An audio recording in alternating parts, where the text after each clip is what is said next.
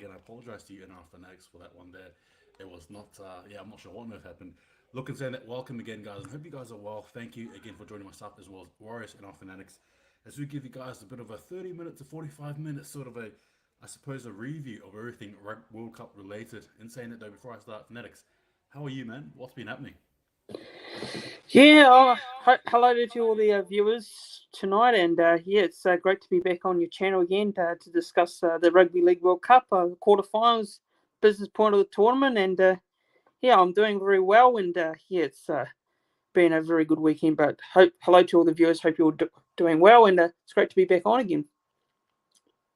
Awesome, Maz. Thank you again, Fanatics. And look, and saying that obviously we have it was actually quite a weekend, I suppose, of rugby league. Obviously, a lot of games happening. I suppose what we're going to be doing is just recapping. But look, and saying that just quickly as well, speaking about it, were there any sort of major surprises before we sort of talk about the games?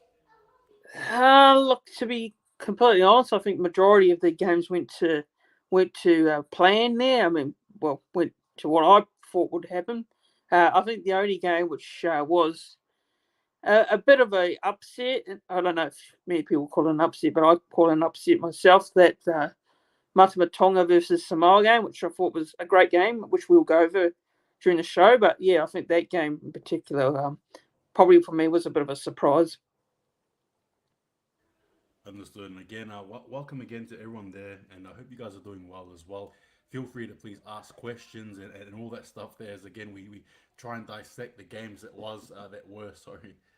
Look, Fanatics, I guess the first game we can sort of talk about before, again, we go into things was Australia versus Lebanon. I'm not sure if you have the stats there with you, but do you want to give us a bit of a quick review of the game? And I'll follow suit. Yeah. So look, I mean, Australia, I thought they particularly got off to a very good start. Just Josh Adokar in particular, scoring. I think it was 4 or 5 tries in this game. So yeah, look, I mean, Lebanon, they found it very difficult. I mean, this was always going to be a tough ask for them. I reacted to this game live on my YouTube channel, so yeah, I mean, watching this, I expected Australia to go on and put a big score on Lebanon, and Lebanon in that first half, look, weren't able to take it to the Australian side. I think Australia's class, talent, the side they have, the experience, just was enough in that first half to put a scoreline in that first half, and then the second half, I thought Lebanon were a lot better in their efforts. Like I thought they were a lot better, even though the scoreline, I believe they got a try on the board there in the second half, which was great to see. And Australia maybe made a few mistakes in the second half, but look, I mean, you can't be too harsh on Australia, particularly with that scoreline 48-4. But yeah, just for me, it was complete dominance by the Australian side. 48 points is plenty in a quarter final. So yeah, I thought they were great, Australia. Yeah, look, I'll be up front. I was actually really surprised with the scoreline. Obviously, I did predict, Australia to win, but I generally thought that Lebanon were actually going to cause. I thought they were going to fight back. I thought they had a bit more attack in them. Obviously, Yep. when you have Dewey as well as Mitch Moses steering the ship, you just sort of think that things are going to be happening, right? Again, fullback as well. You got Carraz there, and for Lebanon to only score one try, I mean, look, granted, obviously, it's credit to Australia's defense, but at the same time, like I said, I just thought Lebanon would have thrown a bit more. Do you sort of relate to that?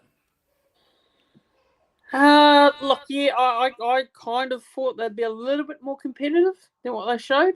I mean, the likes of Mitchell Moses and Adam Doherty weren't, I think they were kept relatively quiet.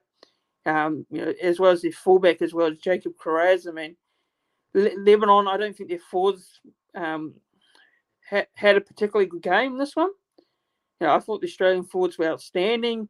Their wingers were great as well. Adokar and I think Munster. I think it was Munster and Cleary. The halves there thought were great as well. So yeah, I mean Lebanon. I mean majority of the key players weren't able to get into this game. So I think that's just credit to Australia and what they did there in terms of the way they approached it. And Lebanon, look, I kind of expected a little bit more from them, but the scoreline I don't think was a shock, to be honest.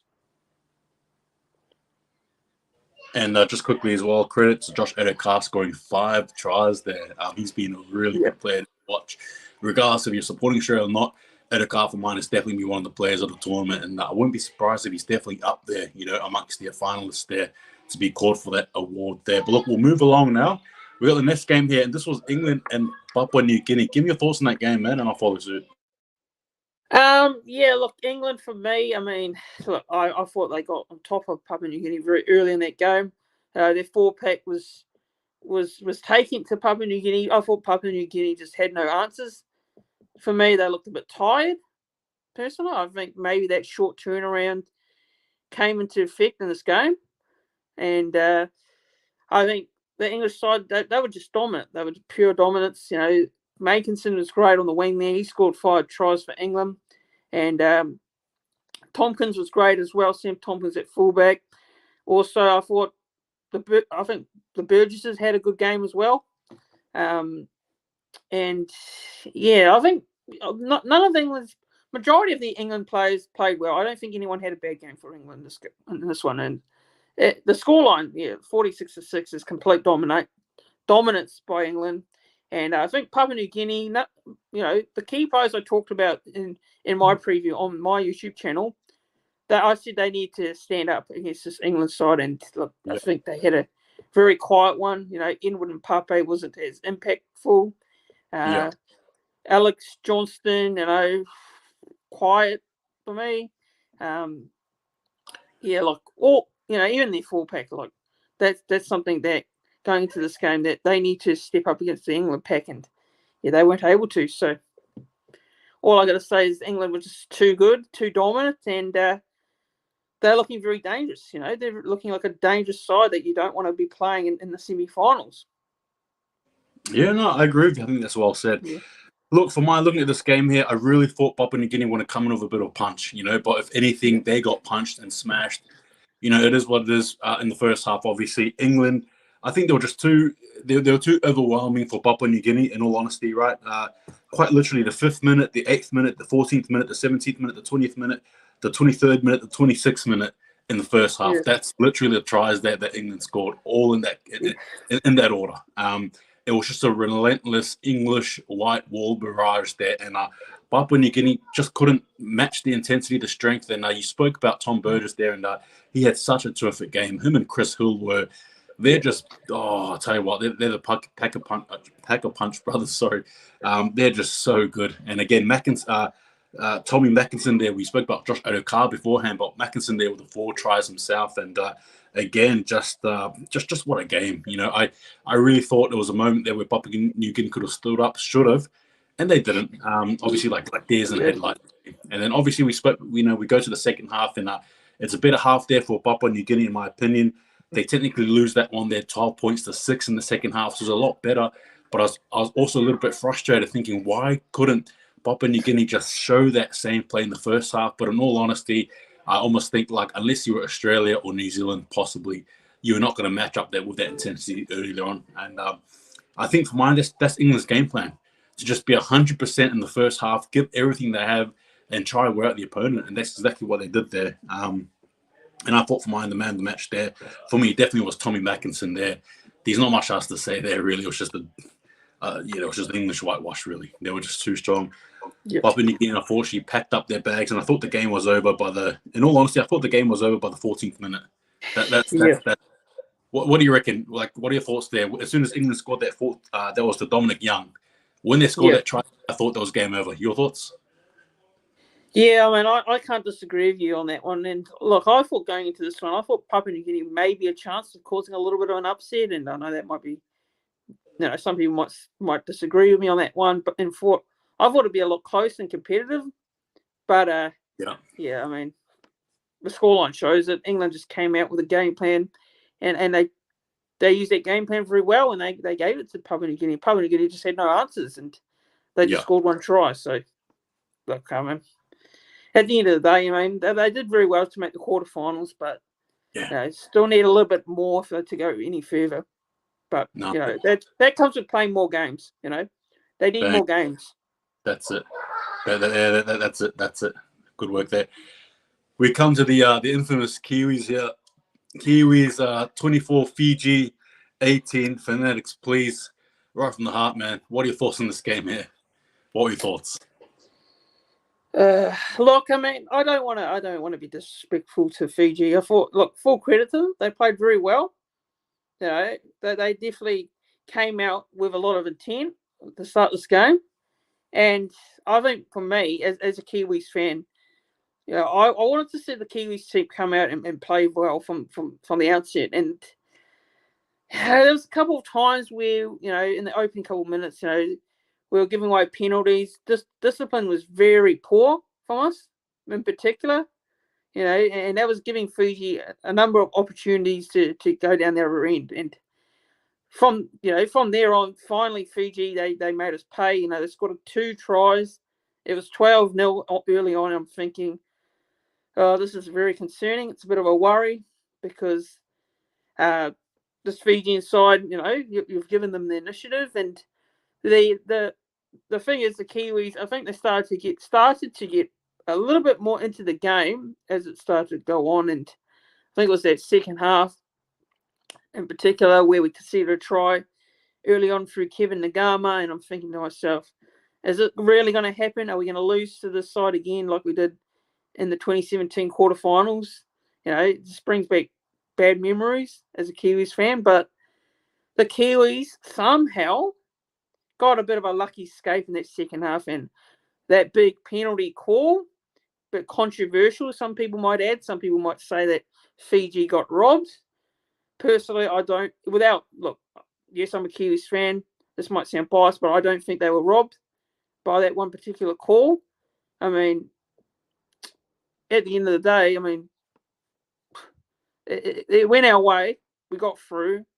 It wasn't a great performance, but yeah, I personally think we're going to need to be better for that semi-final against New Zealand this week, because Australia are not going to give us too many opportunities. And if we do get some opportunities, we need to take them. So that's just my point of view on the Kiwis game against Fiji. I just don't think we played well, but we're through anyway. That's the way it is. Agreed. Well said. And just quickly as well, for the next look, my own opinion on the game. Sorry, as I moved the mic around. Hope you guys are well. Thank you again for tuning in. By the way, hope you guys are good. And please subscribe to Fanatics and myself. We're just 2 casual Warriors fans first, right? And obviously international fans after. No, I'm kidding. But look, in saying that, in all seriousness, Fanatics, my takeaway from the game was it just wasn't good enough. Right? It wasn't good enough. It was actually quite pathetic. But first and foremost, kudos to Fiji. In all honesty, I think the better team lost. That's just my honest opinion. The better team lost. Again, we'll go back to that call then. Look, I get it. Yeah, a lot of people say it's controversial in New Zealand, you know, this, that, whatever. But at the same time as well, Fiji were also given the opportunities and they didn't make the most of it. Even New Zealand were, and they didn't. It is what it is. It comes down to course sometimes, and it doesn't go that way there. But yeah, look, as far as I'm concerned, being a diehard Kiwis fan myself, you know, I'm going to defend this team and say I don't care if they were robbed. I don't care if Fiji were robbed. I don't care. You know, it is what it is. But look, in saying that, though, in all seriousness, though, you know, I just think for mine, New Zealand's spine, and obviously this has been such a controversial topic. Look, a few months ago, we were praising the spine here as the best spine in the world. And now we're looking at it, and at face value, it's quite a weak spine, and actually has a lot of gaps, and does not look good at all. Fanatics, if you will, can you please give me your honest summary here of the spine? And jumping into the third game here against Australia, I just don't think New Zealand have had enough time here to tweak their spine to make it look good. What are your thoughts on it? Yeah, well, look, I think our attack so far has looked very clunky. That's one word I describe the attack. You know, the way this. I don't think, you know, just the combinations are just not clicking, personally. I don't think they're clicking at all. I mean, it started off on the first pool game, and, you know, although we've been winning all those games, just didn't look great. You know, just watching it back and sitting there and going, the attack, that looks a bit worrying, and it showed against this Fiji side that our attack's still not there. It's not there where it needs to be. You know, you want your attack clicking going into these important games of the tournament, and it's not. So Hughes and Brown, I really rate both players. I really like them. I think they're very talented. Jerome Hughes especially, you know, he's trying his hardest, isn't he? He's trying his hardest for us. but something else is just not working there. It's not clicking. So, I mean, I don't know what it's to do with the coaching selections, what Michael Maguire's going with. I mean, last week he had Chance Nickel Clockstad in the Stone side in the centres. Now that sounds like something he would do, a coaching selection he would do at the West Tigers, something similar. I mean, Chance Nickel Clockstad, look, good young talent player, and I'm happy to see him come back to the Warriors next year. But starting him in the centres where we've got other options there.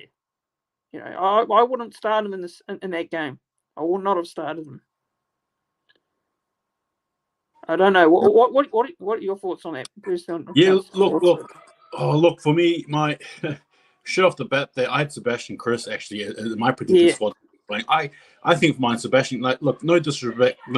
Sorry to Chance to call Cookstart again, but I just think for mine that I just think for mine that Sebastian Chris there is definitely the better player in all honesty. And for him to just be sitting out continuously is doing my head in, particularly when I know the quality of player that he is. In saying that, though, however, yeah, look, Charles Colquistad was virtually he was missing, unfortunately, there, and just didn't play well enough for me. But yeah, overall, though, as we sort of go to the last game there, it wasn't good enough for me, and I'm actually not at all impressed by this Kiwi squad. Obviously, you spoke about it before. We've got to do a lot better, right, heading into the game against Australia. We all know how dominant the Aussies are. This is their game, right? This is literally what they're made of, is rugby league. You know, this is their game. So, yeah, it's a bit of a tough ask. Look, if there's one sort of question you can ask about the New Zealand team, what would it be, Fanatics, if you don't mind? Yeah, look, I mean, I think there's one question in particular is how can the spine start clicking? Like, can it start clicking this week in one of the biggest games of the tournament for the Kiwis? I mean, it has to, because if you look at Australia, their spine's already clicking. They can put Nathan Cleary in there straight away. He's performing. You can put Munster in there. Cherry Evans can come into the side. They've got Tedesco at fullback. They've got great backline players like, Addo-Carr and Mitchell, and that's something the Kiwis will need to. They'll need to start clicking. They'll need to start clicking, and now. And it's so important this week in that training session this week. That's what they need to start doing. So that's my question for the Kiwis. Can their spine combine much better this week in the semi-final? Or if it doesn't, well, we know what the answer is going to be. We know what's going to happen. It's not going to be enough to get us through. So yeah, that's my biggest concern. That's my question this week to the Kiwis. And the spine, I mean, the forwards, we've got good forwards. There's no problems with our forward pack. We haven't got an issue with our forward pack so far in this tournament. I don't think our forward pack's been bad. It's just the spine. That's the importance of a team, is the spine, how well that goes. And that's you see with Tonga, that's a pure example that they weren't able to get through. Facts. And Samoa had the better spine. Facts. Yeah, that's facts. No, that's facts. That is what it is. Yeah. There's no two ways about it. And we will get to that as well. But just quickly as well, I want to throw a bit of a spanner in the works here. And you don't know anything about this, but I actually got a parcel. Oh. So we are going to open it up and see what on earth I have. So we're going to see what type of parcel this is. Again, it's a bit of a special thing here. Fanatics knows nothing about this. I thought I'll throw it there for you guys. So saying that, without further ado, let's get into it. Sorry for the clicking of those stuff. Sorry for the noise. Ooh. You ready, Fanatics? Yep.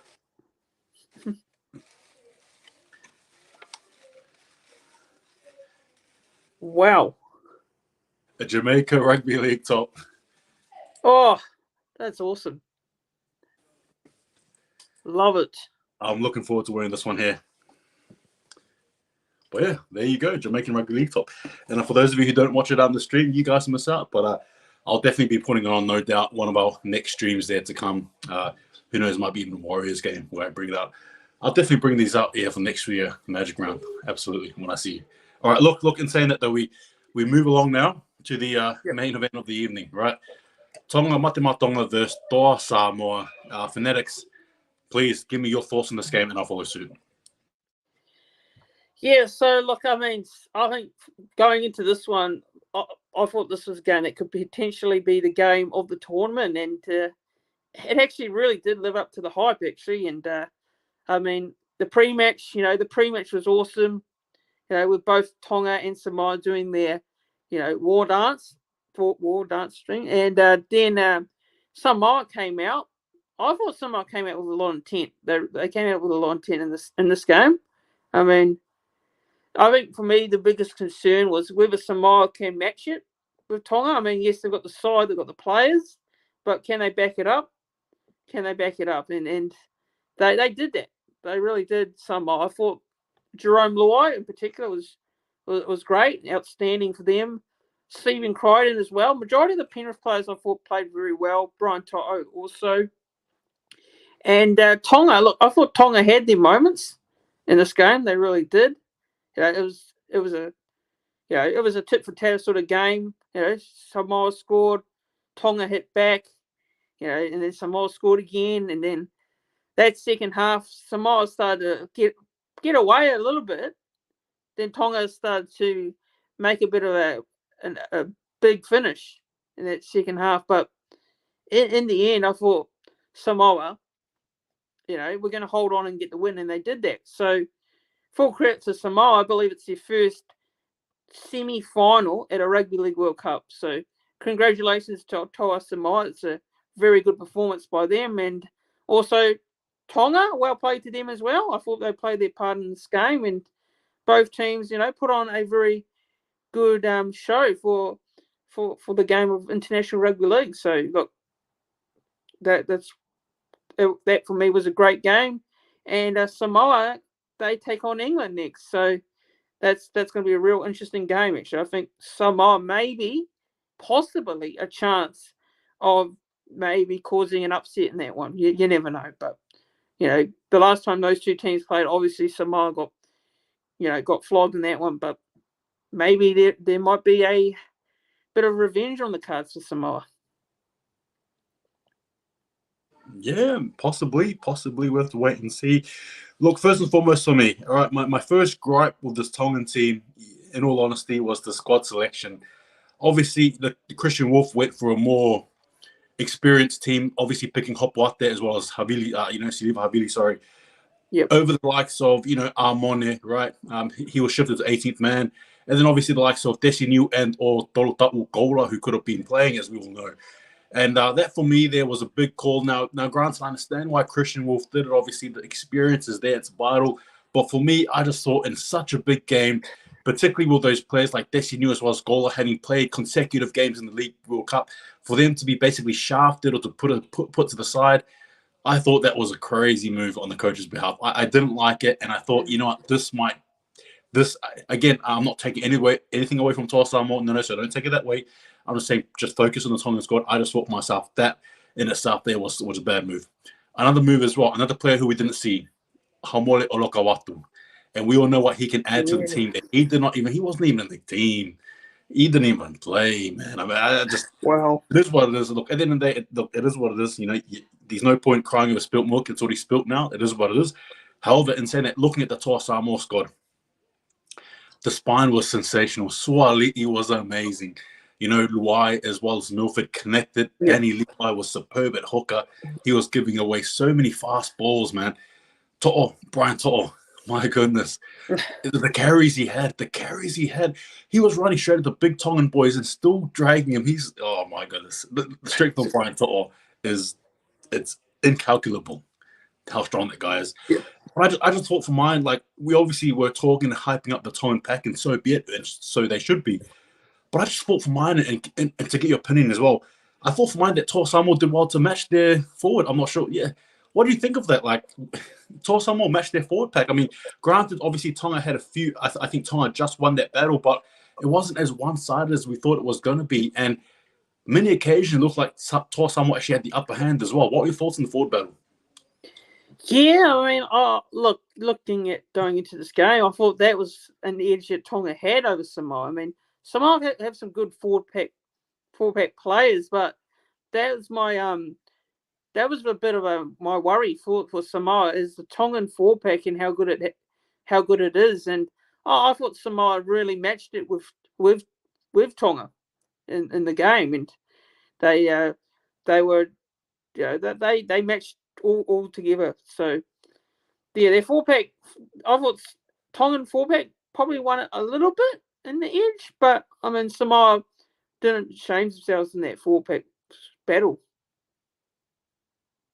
That's legitimately perfectly sound right there. That's right. They didn't. That's right. They didn't carry away from that. They actually did their best, and like you said, Tonga just won it. And look, I being a Tongan supporter myself, it is what it is. You got to call a spade a spade. I thought Josh Papali'i as well. He was pivotal coming off the bench there for Toa Samoa. Unfortunately, David Fifita didn't quite have the same impact. However, in saying that, I would question why the coach didn't bring him on earlier. He left him on until the second half. Obviously, Christian Wolf was trying to play a game of chess, but unfortunately for him, by the time he made his next move, he was already probably in checkmate. And I think that's probably what happened. And again, full kudos there to Toa Samoa and their team. As for Mate Matonga, it's every 4 years this World Cup. But it's next 3 years. So, hey, you know what I mean? It's actually not in 4 years. That's just quickly. I think a lot of people think the World Cup's in 4 years. It's actually 3 years, 2025. So, because it's supposed to be last year, and it's this year, they've counted it anyway. So, it's actually going to be 3 years' time. So, not actually 4. So, you know what I mean? Anyway, I digress there. Look, for me, for Tonga, I thought the standouts for Tonga was Dalmaro, the captain there. I thought Daniel Tupou was good. And I actually didn't mind, who was it? Sonny Luke, when he came on, was actually quite good. Yeah. Well, yeah, I don't know. What were your thoughts there on Tonga? Like, you may not know much about it as depth as I do, perhaps, but, you imagine the likes of, Desi or Gola there playing fullback, and then you bring Hopoate in. What are your thoughts on that? Do you agree with Christian Wolf making that move? I mean, you see it from his point of view, his experience, but then you sort of see it from the other view, and that he hasn't played much games. And as it stands out, Hopoate couldn't even complete the game because he got taken away due to concussion. Yeah, personally, I mean, look, I'm not really. I don't want to sound harsh here, but I'm not really a big fan of Hopoate. I mean, he's okay, but he's not some sort of player that you can have like as a player that I personally would have had Kohler there. I would have Kohler over Hopoate. I think he's more younger. I think he's more quick. Agile sort of player. That's the way I would go with. I mean, that's who I'd go with personally. I mean, some people may disagree, but I don't know. Having Hopoate in the side, I probably wouldn't have him in there. No. That's just my view. Yeah. No, I agree with you. I look, and again, it's not, and I will talk about Samoa as well just before we finish this off. But look, for me, I really thought Tonga was going to go with the next generation approach, but they went backwards here, selecting Hopoate. And again, I'm not taking anything away from him and what he provides, but he just isn't my first choice fullback, respectfully. Not for the Tongan squad at all. I would have stuck with, that's right, Niu or Gola, as you said, because they played more games. That to be in amongst an environment, you chuck Hopoate into such a big game, and look, whether you like it or not, Jaden sort of scores that first try, and who was the last defender there who couldn't catch him? Tackling us, Hopoate, because he slipped over. Obviously, misjudged the angle there, and he slips over. Jaden sort of goes in for a smooth, easy, beautiful try there. I don't know. I don't know. And then to leave Armoni out there, it's just a classic old saying of, if it ain't broke, you know what I mean, then don't fix it, just leave it, If it ain't broke, don't try to fix it. And I think Tonga, unfortunately, tried to fix something there that was not broken, and the rest is history. But look, in saying that, again, full credit there to our Toa Samoa. Again, their spine, Luai was good. Ken, just quickly as well, on Toa Samoa, in fact, how good was their spine in comparison to Mate Matonga's spine? Yeah, look, I thought their spine was outstanding. It was class for me. I mean, that's a big word to say, but look, Jerome Luai, you got your Anthony Milfords there. You've You got your Suali'i at fullback there. And personally, as a fan of, I think personally, as a fan of the game of rugby league and watching Samoa, I don't think Suali'i is a fullback, but in saying that, he did play well in this one. I personally would prefer Suali'i on the wing, but that's just my point of view on him as a player. I just like him on the wing. But just quickly, I actually see what you mean, obviously, because that's his natural position. I get it, but I would even argue and say that I actually don't mind him as a centre as well. I don't know. I don't know. But no, I hear what you mean, though. Yeah, I hear what you mean. In all honesty, though, I get what you mean. Yeah. Okay, so I'm just sort of thinking about what you're saying. Yeah, it makes sense. Yeah. Yeah. Just quick. Oh, sorry, Fanatics. I probably cut you off there. Apologies. Did you have anything else to add as well? No, nothing really more to add. Just that, like I said there, I thought the response from Samoa was great. It was outstanding. I personally thought it won the battle against the Tongan halves there. And I think going into this tournament, my question mark was on the Tongan halves, and that wasn't answered. It wasn't answered again. I said it a lot during the year when they played the Kiwis, was their spine and how will that go? And it was so important for that spine to do very well in order to go further into this tournament. And I think that proved to be the case. No, that's right. And that's right, exactly. And I think Mate Matonga try to rely too much on their forward pack, right, to try and dictate the game. And I suppose that just shows you that there's only so much your forward pack can do, because it really does, the spine really does matter in the game of rugby league. And that's right. And I thought for mine, the spine was the difference. It was going to be the difference. But again, what do you do? I mean, Samoa came in as the underdogs, rightly so. It is what it is. And they won, and in devastating fashion as well. I know how many there was a lot of Tongan fans out there who really wanted the boys to win. Obviously, I was one of them at the same time. But hey, in saying that, all you just do is congratulate them. It was a good game, and they were the underdogs, and for them to win that, man, you know what I mean? Like, kudos to them, right? Kudos to them. But yeah, the game. I will just say though quickly in the game before we move on to the finishing up of the video here. There was a lot of errors, a lot of anti-HTB, if you will, right? A lot of anti-HTB, a lot of knock-ons. It was a scrappy game, though. Would you be? What are your thoughts on that? A lot of ill discipline as well. Penalties, knock-ons, high shots. It was a bit of a messy game as well, as much as it was a good game to watch. Yeah, I can't disagree with you on that one. I saw a couple of times there was quite a few mistakes and penalties given away, discipline. So I think if you're Samoa and you go into this week's game against England, that needs to be cleaned up a bit. So they won't be able to afford to be doing that against the English side. Always the English will just, like they've done all tournament. They've been putting points on a lot of teams. So yeah, that probably may be a bit of a concern for Samoa moving forward. No, that's a fair point. And look, we're going to be finishing this up, but I just quickly, not to give too much away here, Fanatics, what are you going to be doing in the next couple of weeks? I suppose, obviously, as we come onto the ending of the beautiful Rugby League World Cup. I want to miss this Sheila here, but look, in saying that though, in all seriousness, what are you going to be doing when things wrap up? So look, obviously now with the World Cup being over, will soon be over. It'll be over soon. So for me, it's there won't be too much content in terms of Warriors out there at the moment, but I believe the draw there's quite a rumours around the NRL draw possibly being out this week, or maybe I don't know, this week or next week. There's some rumours going around at the moment. There's been some apparent people. Well, there's been a lot of media trying to rumour a lot of fixtures. What fixtures going to be played and that, and I'll probably do a video. I'll probably do a video or live, maybe reacting to the Warriors draw when it gets announced. So that might be on the channel coming up. So that may be a video.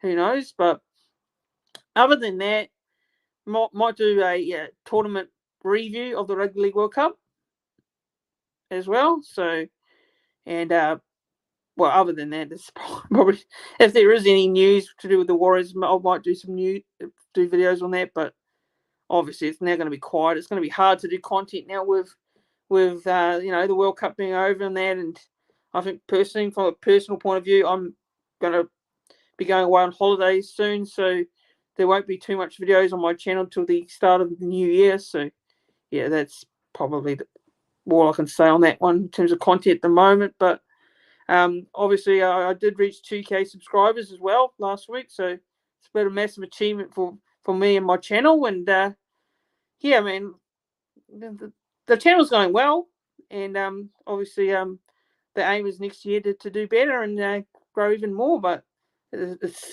been a big year. It's been a massive year. Only 2 words for that one. International rugby. Oh, 3 words, sorry. International rugby league. Yeah, that's right. 3 words. That does it. Yeah. It's embarrassing. Yeah, look, again, congrats, kudos as well from HTB to Warriors and our Fanatics. Congrats on reaching 2K, man. I'm a big fan of your work, as you know. Behind the screens there, we do a lot of yarning as well. And man, thank you again. I just need to say thank you as well publicly for you helping me. You're my first ever collab as well. So again, awesome work, man. I'm actually happy that you're there, and you and I will keep climbing, man, for sure. Look, quickly as well, guys. Yeah, Fanatics, please follow him on his content as well. Make sure to give him a follow. Comment on the stuff as well. He's engaging. He's creative. He's always got his brain's always ticking away, ready to give you guys more content. But yeah, like he said as well, and I think, look, whether we like to admit it or not, I think we do slowly, somewhat, kind of miss the Warriors content a little bit. And I think heading into January next year, we're going to be full guns are blazing. So I'm looking forward to that there. And saying that though, look, I think we'll just close it here. I'm not going to do any predictions because we'll have our own videos for that one there. And saying that though, it is what it is. Good luck to those teams there that won. To those who lost, well, hey, it is what it is. There's always 3 years, right? As the Warriors say, next year's our year. So we'll have to see what happens. Look, and saying that though, thanks again, guys, for joining in. Oh my goodness, joining in, tuning in. Take it easy. See you guys next time. And just remember, hold the ball. See you guys next time. See you, everyone. Go the Warriors.